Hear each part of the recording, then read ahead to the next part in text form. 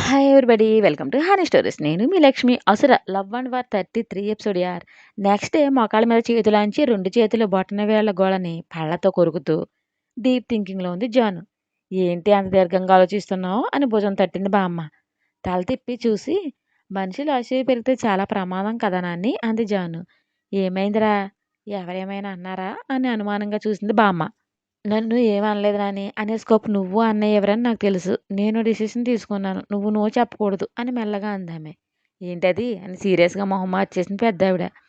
అది నేను అంటూ ఏదో చెప్పేలోపు లగేజ్ ట్రాలీది ఎంట్రీ ఇచ్చింది చిట్టెంటుకుల పాప. ఆమె రాకని చూసి లయ పెదవులు విచ్చగా జాను బామ్మ కళ్ళు ప్రశ్నార్థకంగా మారాయి.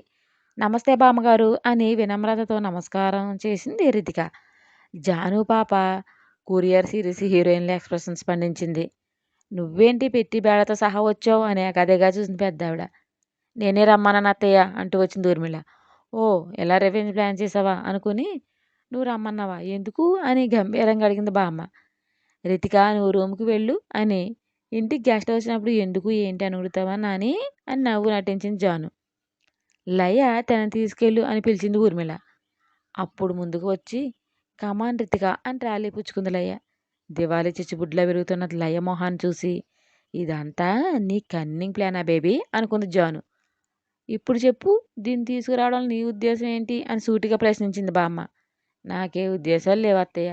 మిస్సెస్ మధుకార్ వేరే కంట్రీ వెళ్తుందా రితికని ఒంటరిగా వదలలేక నన్ను హెల్ప్ అడిగింది. ఎలాగో మన ఇంటికి వచ్చే అమ్మాయి కదా అని నేను సరే అన్న అందూర్మిళ. మన ఇంటికి రావడం ఏంటి? తన అన్న ఉన్నాడు. మధుగారి చెల్లెలు ఊళ్ళోనే ఊరొగుతుంది. ఇంకా బొచ్చెడు మంది ఫ్రెండ్స్ ఉండగా నువ్వు రమ్మనవేంటి? దేవు ఊరుకుంటాడు అనుకుంటున్నావా అని వాడిగా చూసింది.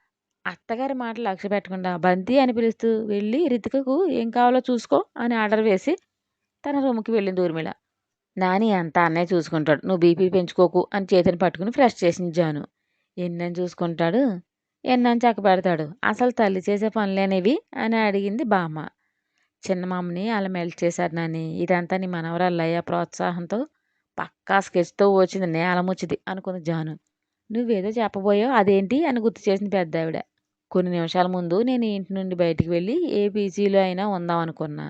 ఈ ముళ్ళ పంది ఎంట్రీ ఇచ్చాక చైత్రని వదిలి ఎక్కడికి వెళ్ళకూడదని డిసైడ్ అయ్యాను. తన అమాయకత్వం చూసి వీళ్ళిద్దరూ చెలరేగిపోతారు. నో, ఆ అవకాశం అస్సలు ఇవ్వను నేను అనుకుని ఏం లేదులే అని మాట దాటేసింది జాను. నువ్వు బంగారు తల్లివే. ఒకరు ఒకరు తోడవడంతో పని భారం పెరిగిపోయి కిచెన్ నుండి బయటకు వచ్చే తీరిక కూడా లేదు రుక్మిణికి. చైత్ర అదంతా చూస్తూ తను హెల్ప్ చేస్తుంది. బయట జరిగేది ఏది వీళ్ళిద్దరికీ తెలీదు. విసుక్కుంటూ రుక్మణమ్మ గారు కాపీ అంట అని మొహం చిట్లించింది బంతి.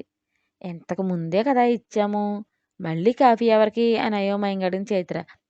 ఆవిడ గారు వచ్చింది కదా మీరు చూడలేదా చైత్రమ్మ అని సాగదీసి ఈ ఊర్మిళ మేడంకి ఏమైందో దేవులాంటి గుణవంతుడికి అలాంటి ఆమెతో పెళ్లి చేస్తానని ఊరేగుతుంది అంటూ మొహం రాల్చింది బంతి.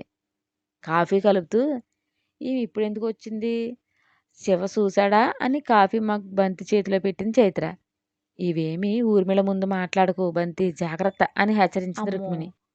నేనెందుకంటానమ్మగారు అసలు అన్ను అని భయంగా చెప్పి వెళ్ళింది బంతి. మెల్లగా కిచెన్ నుండి బయటకు వచ్చి హాల్లో చూడగా బామ్మ ఒక్కతే ఉండడంతో ఎవరూ గమనించకుండా మెల్లగా దేమ్ రూమ్ వరకు వెళ్ళి లోపల వెళ్ళాలంటే చాలా నెర్వస్గా అనిపించి కాళ్ళు ముందుకు కదలని మొరాయించగా వెనక్కి తిరిగి వెళ్ళిపోదాం అనుకుంది. అమాంతం చైత్ర చేతిని పుచ్చుకుని లోపలికి లాగి డోర్ లాక్ చేశాడు దేవ్. బిడియంగా తల దించేసింది. ఏంటి ఎక్కడి వరకు వచ్చి లోపలికి రాకుండా వెళ్ళిపోతున్నావు అని మీదకి లాక్కున్నాడు. చెస్ట్ మీద చేతులంచి నేను నీ కోసం రాలేదు జాను ఉందేమని వచ్చాను అని కిందిగా చెప్పింది.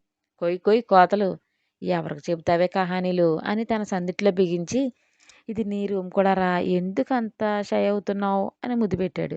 ఎవరైనా వస్తారు అని దూరం జరిగిపోతుంటే మరింత తనలో పొదుముకుంటూ వస్తే రాని అని నిర్లక్ష్యంగా అన్నాడు. ఇప్పుడు సీన్ చేయడం అవసరమా శివా? ఆమె కూడా వచ్చింది అని మెల్లగా అంది చైత్ర. ఆమె అదెవరే అని చిత్రంగా చూశాడు. తనే నిన్న ఆఫీస్కి వచ్చింది కదా నీ గర్ల్ ఫ్రెండ్ రితిక అని కవ్వింపుగా అంది చైత్ర. మొహం జీవరింపుగా ఎప్పుడొచ్చింది అని బేవిశ్వాయిస్తూ అడిగాడు. ఇంతకు ముందే అనుకుంటా. ఏ నీకు తెలీదా ఆమె రావడం అని అలకగా అడిగింది చైత్ర. తెలిసే నేనే కదా రమ్మన్నాను. నా పెళ్ళాం ముద్దెమ్మన్న కొండపిల్లి బొమ్మలా తిప్పుతుంది. బెడ్ నా బాధ చూసి బేరుబేరమని ఏడుస్తుంది" అని దాన్ని రావే రొమాన్స్ చేసుకుందామని ఇన్వైట్ చేశాను. "నువ్వెలా పస్తులు పెడుతున్నావు? ఒంటి బాధ తీర్చుకునే దారి వెతుక్కోవాలి కదా మరి" అని దీర్ఘాలు తీశాడు దేవ్. గుర్రుగా చూస్తూ నడుము మీద గిచ్చేసింది చైత్ర. "ఆవ్ రాక్షసి ఎందుకే గిల్లావు" అని నడుము చుట్టూ ఉన్న చేతిని మరింత పట్టు పెంచాడు దేవ్.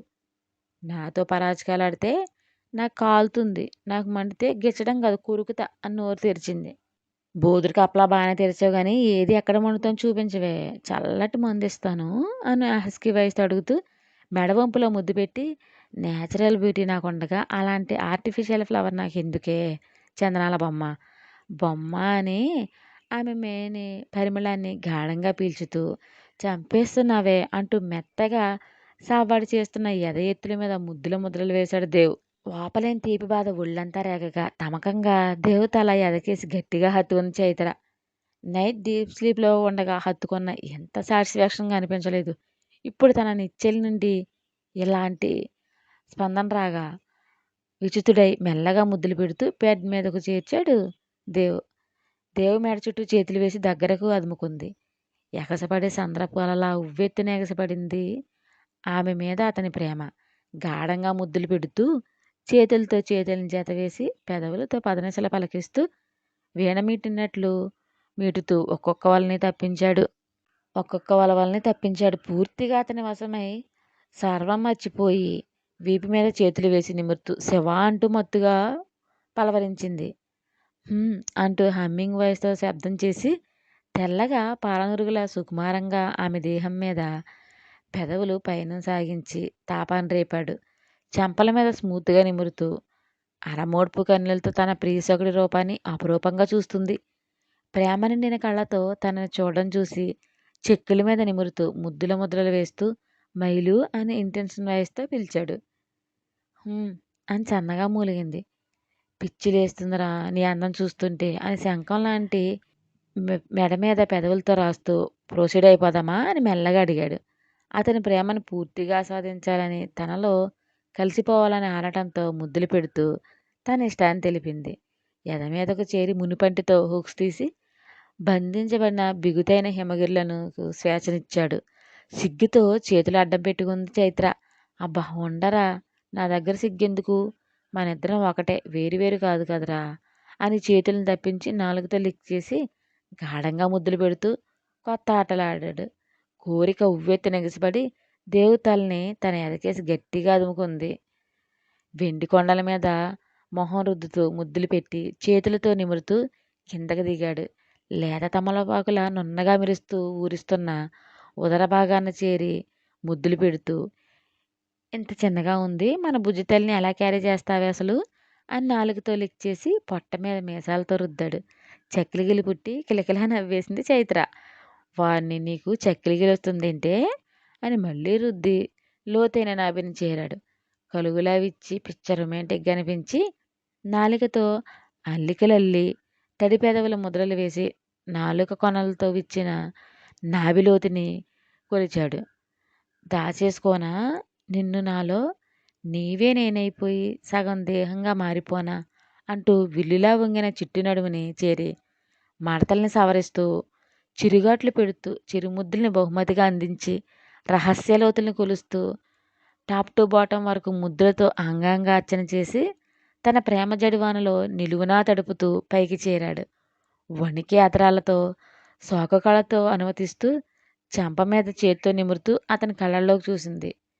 బొటనవేలుతో పెదవులతో రాస్తూ మొహం అంతా చిరుముద్దులద్ది "లవ్ యూ మైలు" అని ప్రేమగా చెప్పాడు. మొహం ముందుకు తెచ్చి మెడవంపులో దాచేసి వణికే స్వరంతో "I do love you Shiva, everything feel your presence, I love you so so much" అంటూ ఉద్వేగంగా చెప్పింది. ఆమె ప్రేమకు పరవశిస్తూ ఎర్రగా చెర్రీలా ఊరిస్తూ తనని ఎన్నాళ్ళ నుండో కవ్విస్తున్న ఎర్రని పెదవుల్ని తన పెదవులతో ముడివేశాడు. తొలిముద్దు స్పర్శ నీరుగా తన హృదయానికి తాకగానే ఒళ్ళంతా గూస్ బంప్స్ వచ్చేసి తమకంగా పెనవేసింది. ఇద్దరికీ తొలిముద్దే కావడంతో అందులో రుచి తెలిసి దాగిన అమృతాన్ని సేవిస్తూ చిక్కుముడులు వేసి పెదవుల్ని మార్చి మార్చి ముద్దు పెడుతూ ఇద్దరి శ్వాసల్ని ఏకం చేసి చేతుల ప్రయాణం సాగించాడు. కూడవేస పోరు ఎక్కువైంది. ఇంకా ఏదో కావాలనే ఆరాటం పెరిగి తనువుల మధ్య దూరాన్ని తగ్గిస్తూ ప్రకృతిని పరవశించే పురుషుడి హక్కుని తీసుకుని తన ప్రేమను కురిపిస్తూ పూర్తిగా తనలో కలిసి వేసుకున్నాడు శివ. తీయని బాధ రేగి నోటి వెంట శబ్దం బయటకు రాబోతుంటే పెదవులు జతచేసి మరింత అలిమేశాడు. కంటి కొనల నుండి కన్నీరు జారవిడిచింది. తన చెంపతలతో తడుముతూ తామర తోటలా ఉన్న సుకుమారమైన ఆమె దేహాన్ని లాలిస్తూ పాలిస్తూ రంజింపచేసి ప్రణయకెలిలో మునిగాడు. బాధ తర్వాత మధురమైన అనుభూతి తెలిసి మరింత పెనవేసింది. ఉరకలేసే వయసు, ఒకరంటే ఒకరికి ప్రాణం. తన ప్రేమని పంచుకునే సంగమాన్ని అనుభవిస్తూ ఇద్దరు కాదు ఒకరుగా మారిపోయి ప్రణయ సాగరాన్ని మదిస్తూ సుఖాల తీరం చేరారు. తన మనసైన నిచ్చెలి అందించిన ప్రణయపు జున్నందుకుని గాఢంగా హత్తుకుని అలాగే ఉండిపోయాడు. అదో రకమైన లౌకిక స్థితిలోకి జారిపోయి డోర్ నాక్ చేసి అన్నయ్య చిన్మామ వస్తుంది, వెంట ఆ పిల్లి పిత్రిది కూడా ఉంది అని నుంచి తప్పుకుంది జాను. ఎక్కిన మైకం దిగి కంగారుగా చూసింది జాను హెచ్చరికతో చైత్ర. ఆమె నుదుటిన ముద్దు పెట్టి టెన్షన్ పడకు అని లేచి టవల్ పట్టుకుని పద ఫ్రెష్ అవుదాం అని బెడ్షీట్ చుట్టేసి ఎత్తుకుని తీసుకెళ్ళి వాష్రూమ్లోకి దించి బాత్ చేసిండు వస్తా అని వెనక్కి వచ్చి వార్డ్రోబ్ నుండి బెడ్షీట్ తీసి బెడ్ మీద వేసి లాఫీ ఆన్ చేసి అలానే వదిలేసి డోర్ లాక్ తీసేసి వారగా తెరిచి వాష్రూమ్లోకి వెళ్ళాడు దేవ్. దేవ్ వాష్రూమ్ డోర్ వేసుకున్నాడంటే ఊర్మిళ నానా దేవ్ అంటూ తీయగా పిలుస్తూ డోర్ నాక్ చేసి లోపలికి వచ్చింది. ఊర్మిళ స్వరం వినగానే టెన్షన్గా చూసింది చైత్ర. పెదవి మీద పెక్కిచ్చి హై బ్లింక్ చేసి షవర్ ఆన్ చేశాడు దేవ్. చిరుకోపంగా చూసింది. హాట్ వాటర్ పైనుండి పడుతుండగా పచ్చడి దేహం మీద నుంచి పయనిస్తున్న నీటి బిందువుల్ని పెదవులతో ఒడిచి పడుతూ ముద్దులు పెడుతూ అల్లరి చేశాడు. దేవ్ ఇంకా బాత్ చేయలేదా అని పిలిచింది ఊర్మిళ. నో. వై అని గంభీరంగా టోన్ మార్చి ప్రశ్నించాడు. వై అనే వార్డులోనే వెతుక్కుంటే 100 బూతులు కనిపిస్తాయి. అవేం పట్టించుకునే టైప్ కాక నీతో మాట్లాడాలి దేవ్ త్వరగా రా అని సోఫాలో సీట్లు అయింది. ఊర్మిళ పక్కనే పాచిపోయిన పప్పు మొహంది ఆసీనరాలైంది. దేవ్ వైపు బిక్కమొహం పెట్టి చూసింది చైత్ర. నుదుటి మీద ముద్దు పెట్టి కలువలాంటి కళ్ళ మీద తీపి ముద్రలు వేసి చెవి మీద నాలుకతో సృజిస్తూ నేను చూసుకుంటానురా, డోంట్ వరీ, ఎక్కువ తడవకు, జలుబు చేస్తుంది అని గుసగుస చెప్పి బాత్రూమ్ చుట్టుకుని బయటకు వచ్చాడు దేవ్. కమ్మడ్ మీద కూర్చుని గోళ్ళని పరపరా శనక్కాయల్లా నమిలేస్తూ టెన్షన్తో చైత్ర. రితిక వైపు వేడ్ లుక్ ఇచ్చి మహం నాకు అర్జెంట్ వీడియో కాన్ఫరెన్స్ ఉంది, నువ్వు వెళ్ళు అన్నాడు దేవ్. నీతో 10 మినిట్స్ మాట్లాడాలి అని బెంకంగా చెప్పింది ఊర్మిళ. డ్రెస్ తీసుకుంటూ నీ పక్కన ఉన్న ఆమెని నా రూమ్లోకి ఎందుకు తీసుకొచ్చావు, అసలు ఇంటికి ఎందుకు వచ్చింది, ఏ ఆఫీసులో జరిగిన మర్యాద చాలలేదా అని వ్యంగ్యంగా సాగదీశాడు. దేవ్ ఏంటా మాటలు, మేనర్స్ లేకుండా అని ఉరిమింది ఊర్మిళ.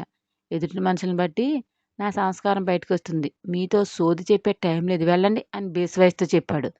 మౌనంగా చూస్తుంది తప్ప నోరు తెరిచి మాట్లాడలేదు రితిక.